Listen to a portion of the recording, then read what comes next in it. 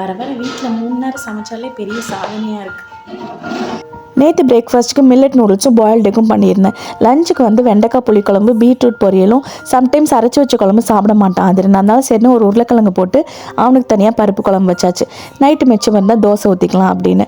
Lunch நான் எடுத்துகிட்டு போயிருந்தேன். சாப்பிட்டுட்டு சுதாகர் பர்வா வில்லேஜில் ஒரு மீட்டிங் இருந்தனால அதை முடிச்சுட்டு அதுக்கப்புறம் ஆதனை பிக் பண்ணிவிட்டு ஒன்று பிக் பண்ணிக்கிறேன். நாங்கள் எனக்கும் ஆஃபீஸ் டைமிங் முடிஞ்சிச்சு. சரி அவங்க வர கேப்பில் ஆனியன் தக்காளியெல்லாம் வாங்கி வச்சிடலான்னு சொல்லிட்டு எஃப்எஃப்சிக்கு தான் போயிட்டுருந்தோம். இது என்னோடய கலிக்ரியோ. வெஜிடபிள்ஸ் எல்லாம் ஆல்ரெடி இருந்தது. சரின்னு இந்த இடியாப்பம் மட்டும் எடுத்திருந்தேன், இடியாப்ப கொத்து பண்ணலாம் அப்படின்ட்டு.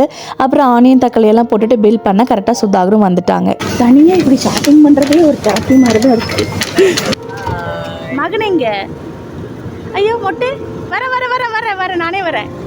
அது முடிச்சுட்டு ஒரு கேஃபிட்டேரியா ஓப்பனிங்க்கு வந்திருந்தோம். இது எங்கள் ஃப்ரெண்ட் அவங்களோட ஃப்ரெண்ட்ஸ் எல்லாம் சேர்ந்து ஓப்பன் பண்ணியிருக்காங்க. வக்ராவில் இருக்குது. வக்ராவில் இருக்கீங்க இல்லை அந்த ஏரியா சைட் போகிறீங்க அப்படின்னா விசிட் பண்ணி பாருங்கள். ப்ரைஸஸ் எல்லாமே ரொம்ப அஃபோர்டபுளாக இருக்குது. சாப்பிட்டு எப்படி இருக்குன்னு ஃபீட்பேக் சொல்லுங்கள். அங்கேருந்து கிளம்பி வந்துட்டு இருக்கும் போதே மணி 8 ஆயிடுச்சு. சரி இப்போ போய் சிம்பிளாக சட்னி ஆச்சு தோசை விட்டுக்கலாம் அப்படின்னு நினச்சிட்டு தான் வந்தேன். குழம்பெல்லாம் தீந்துருக்கும்னு நினச்சா மத்தியானம் சாப்பிடவே இல்லை சுதாகர். நான் ஸ்கூலில் விட்டுட்டு மீட்டிங் இருக்குன்னு சொன்னால் சாப்பிடலன்னு சொல்லவே இல்லை.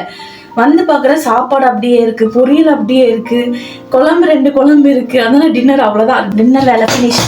ஓகே, நெக்ஸ்ட் வீடியோவில் பார்க்கலாம். பாய்.